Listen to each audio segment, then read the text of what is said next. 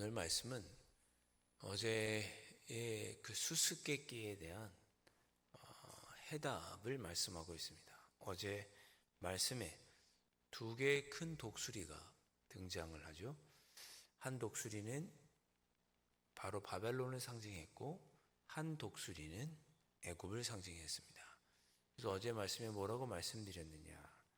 바벨론을 상징하는 크고 화려한 독수리, 그 독수리의 지배를 잘 받을 때, 그 독수리 아래에 이스라엘이 뿌리를 내릴 때, 유다가 뿌리를 내릴 때 평안할 것이나, 다른 독수리, 다른 큰 독수리, 곧 애굽을 의지하였기 때문에 너희들이 멸망하게 될 것이다. 그런 내용의 수수께끼를 어제 우리가 살펴보았고 말씀을 드렸습니다.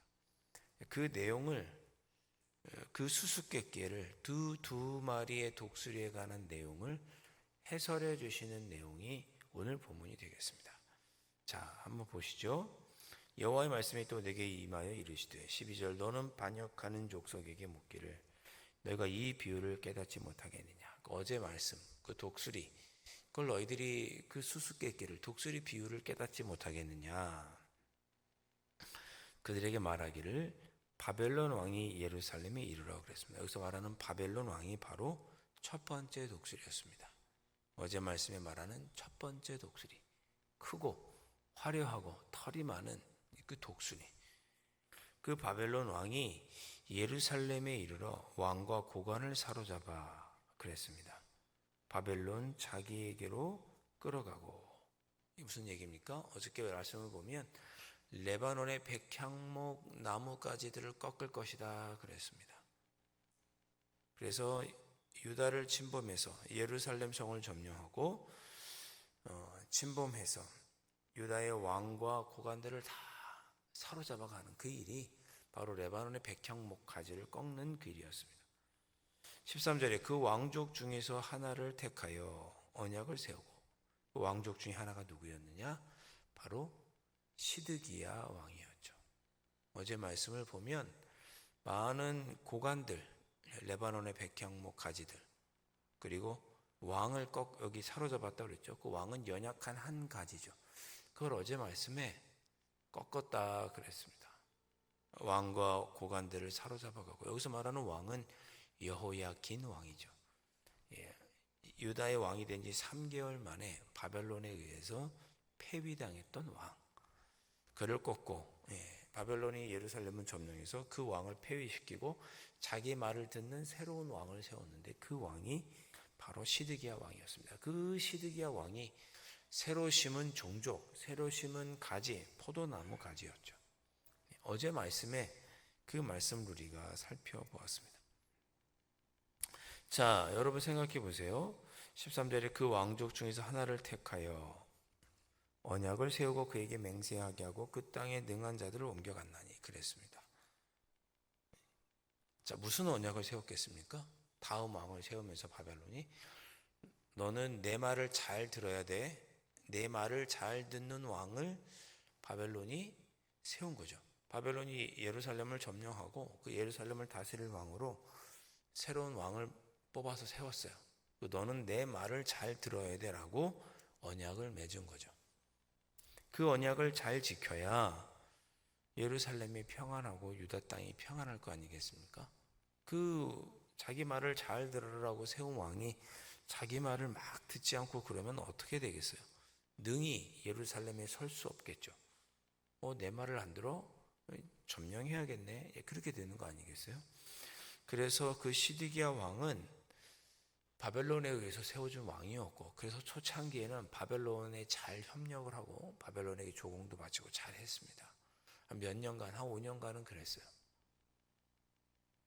그러다가 나중에 15절 보니까 그가 사절을 애굽에 보내 말과 군대를 구함으로 바벨론 왕을 배반하였으니 또 다른 독수리 애굽을 시드기야가 의지하게 됩니다. 그 내용이 어제 내용이고요. 또 다른 독수리 애굽을 의지하게 돼요. 그래서 어떻게 돼요? 결국 바벨론이 다시 예루살렘을 침공하죠. 3년 동안 예루살렘을 포위한 끝에 그 예루살렘을 점령하게 되죠. 그리고 성전은 불태우고 사람들은 다 끌고 가고, 그때가 시드기야 왕을 마지막으로 이스라엘은 없어지게, 유다 땅은 없어지게 됩니다. 그 이후로 다시는 이스라엘 땅에 왕이 세워지지 않죠. 바벨론 포로로 돌아왔어도 세워진 건 왕이 아니에요. 대신 다스리는 총독이 세워졌죠. 총독. 왕이 세워지지 못합니다. 그런 역사를 이제 유다가 이어가게 되는데, 그 이야기를 하는 거죠. 15절, 그가 사절을 애굽에 보내 말과 군대를 구함으로. 애굽과 동맹을 맺고 지금 자신이 바벨론의 통치를 받고 있는 것을 어떻게 보든지 벗어나려고 하는 거죠. 그냥 바벨론의 지배를 그대로 받았으면 평안할 건데, 시드기야 왕이 굳이 애굽에 말을 보내고 군대를 보내서 바벨론으로부터 벗어나려고 합니다. 그래서 애굽에 군사를 좀 보내달라, 말을 좀 보내달라, 그 이야기를 한 거죠. 그래서 바벨론 왕과 맺은 언약을 배반하고 파기한 것입니다. 그래서 16절에 주 여호와의 말씀이니라, 내가 나의 삶을 두고 맹세하노니 바벨론 왕이 그 시드기야를 왕으로 세웠거늘 그가 맹세를 저버리고 바벨론과 잘 지내기로 한 약속을 어기고 배반하였은즉 그 왕이 거주하는 곳 바벨론에서 왕과 함께 있다가 죽을 것이라. 결국 그 시드기야는 나중에 바벨론에 의해서 예루살렘이 점령당하고 두 눈이 뽑히고 바벨론에 끌려가서 거기서 죽죠. 그리고 시드기야 왕의 두 아들 왕자는 예루살렘에서 죽임을 당합니다. 많은 사람들이 포로로 끌려가고 유다는 예루살렘은 불타고 심지어 성전마저 불타게 됩니다. 철저하게 멸망당하게 되죠. 17절이 그런 내용입니다. 대적이 토성을 쌓고 사다리를 세우고 많은 사람을 멸절하려 할 때, 즉 예루살렘을 3년 동안 포위하고 토성을 쌓아서 예루살렘 성을 점령하고 있는 것을 묘사하는 것입니다. 18절, 그가 이미 손에 손을 내밀어 애굽과 언약하였거늘 맹세를 업신여겨 바벨론과의 맹세를 업신여겨 언약을 배반하고 이 모든 일을 행하였으니 바벨론으로부터 이러한 전쟁을 피하지 못할 것이다 경고하고 있습니다. 예언하는 거예요. 그렇게 될 것이라고. 에스겔이.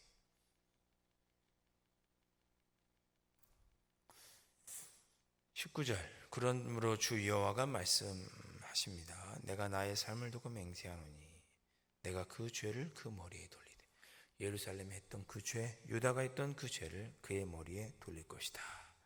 20절, 그 위에 내 그물을 치며 내 올무에 걸리게 하여 끌고 바벨론으로 가서 바벨론의 포로로 끌려가게 할 것이고 나를 반역한 그 반역을 거기에서 심판할 것이며.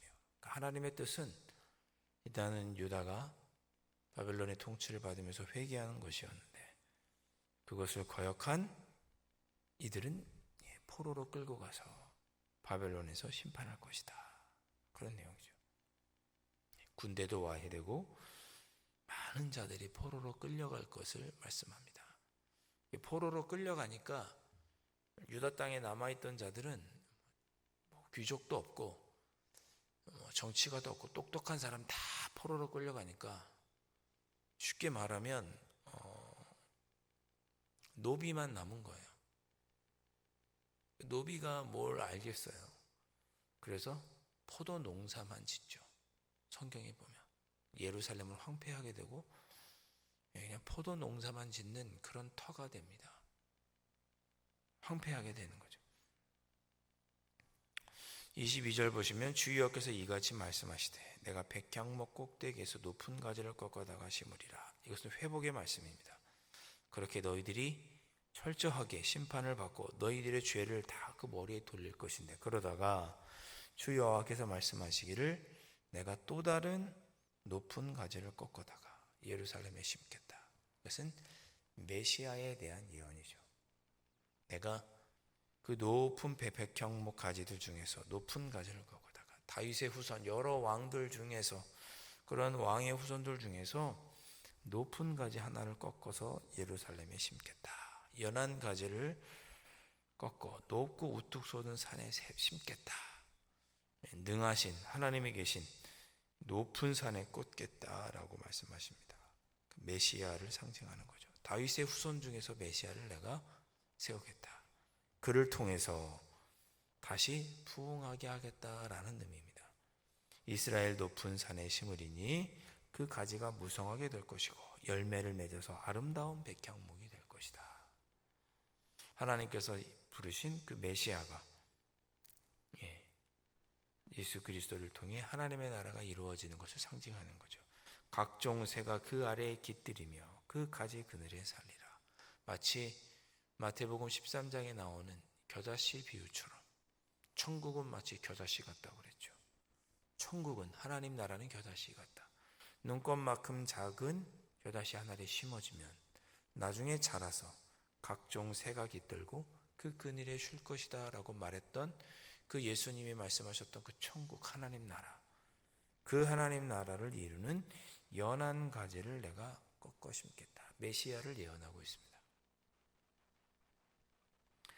24절 끝에 나중에 다 그렇게 하나님의 나라를 무성하게 이룰 것이다 라고 말씀하시면서 나 여호와가 말하고 반드시 이룰 것이다 말씀하면서 오늘 본문이 끝나고 있습니다. 오늘 말씀은 두 가지를 정확하게 얘기하고 있습니다. 하나님께서 심판하시겠다고 하는 것은 피하지 못할 것이다. 18절에 그렇게 얘기하고 있죠. 피하지 못할 것이다. 여러분 두렵고 떨리는 마음으로 이 말씀을 들으시기를 바랍니다. 자꾸 우리가 반복해서 짓는 죄, 19절에 뭐라고 되어 있어요? 내가 그 죄를 그 머리에 돌리되, 그 머리에 돌리는 그 하나님의 심판을 피하지 못할 것입니다. 두려운 마음을 가져야 돼요. 우리가 반복해서 죄를 짓고 그런 생각하죠. 내가 이거 안 하기로 했는데 또 이걸 저질렀네. 하나님께 또 회개하고 또 자책하는 그런 모습. 말실수가 되었든지 가지 말아야 할 곳에 갔든지 하지 말아야 할 행동을 했든지 또 잘못된 생각을 했든지 반복된 죄를 짓고 내가 이걸 참기로 했는데 또 그랬네. 자꾸 반복하다 보면 그러려니 합니다. 그러나 그 죄를 하나님은 그 머리에 돌리겠다. 피하지 못할 것이다 라고 경고하십니다. 우리 예전에 신라 화랑 중에 김유신이 있었잖아요. 늘 자주 가던 기생집에 어느 날 자기가 술 취해서 말을 탔더니 그 말이 늘 자주 가던 그 기생집으로 김유신을 데리고 간 거 아니에요. 그때 김유신이 어떻게 합니까? 말의 목을 자르죠. 그렇게 죄에 대해서 습관적으로 저지르는 죄에 대해서 단호하지 않으면 피하지 못할 것이다.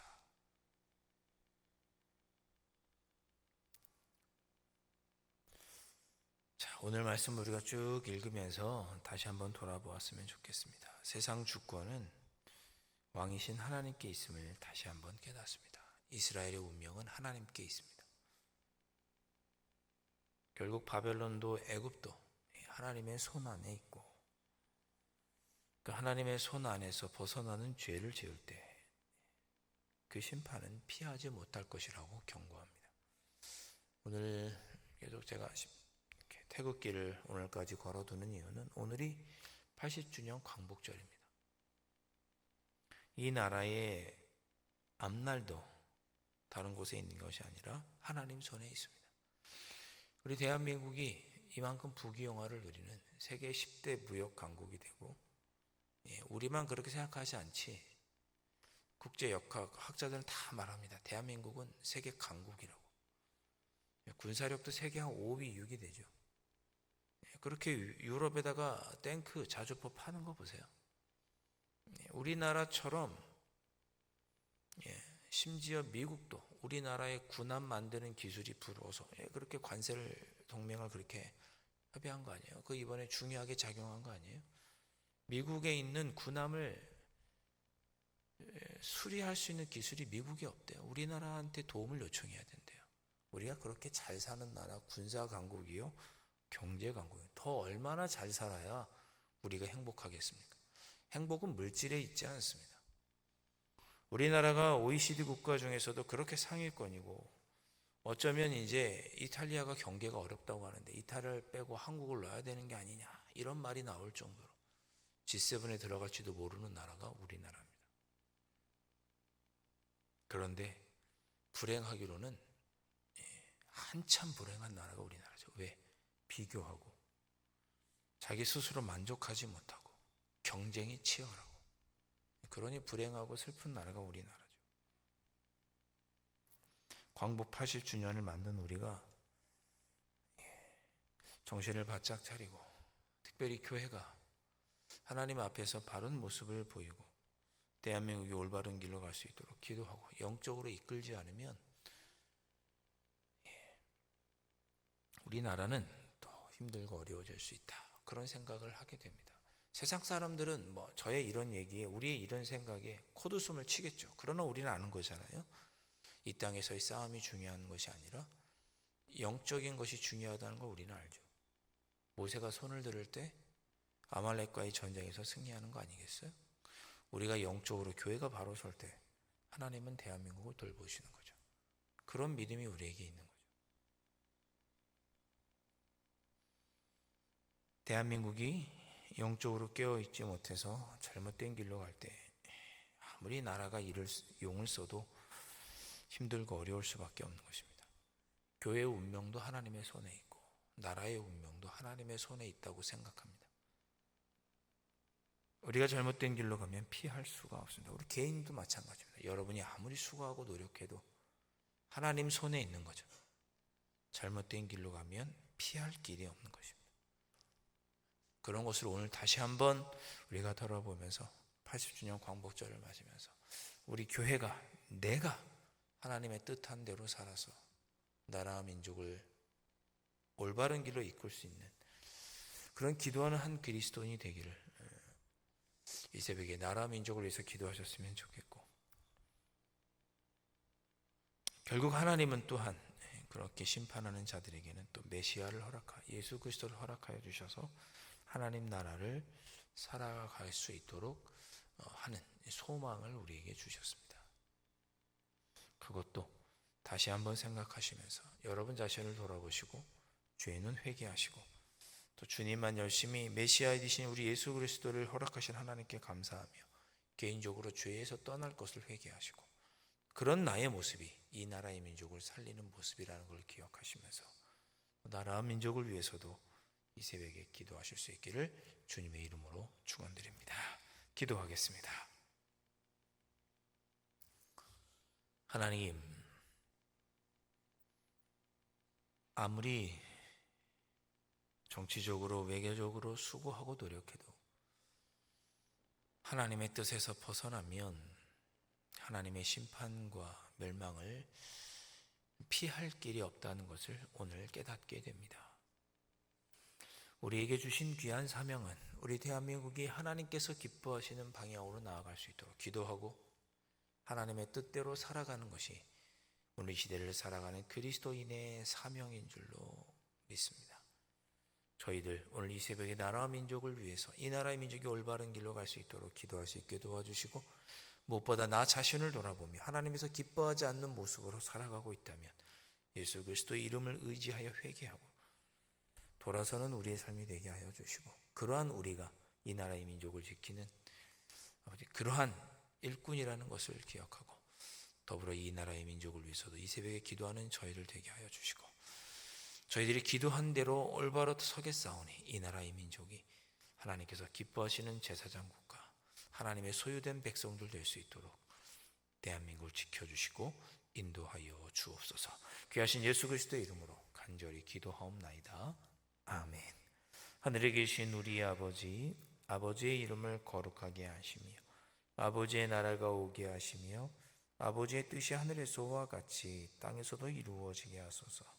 오늘 우리에게 일용할 양식을 주시고 우리가 우리에게 잘못한 사람을 용서하여 준 것 같이 우리 죄를 용서하여 주시고 우리를 시험에 빠지지 않게 하시고 악에서 구하소서.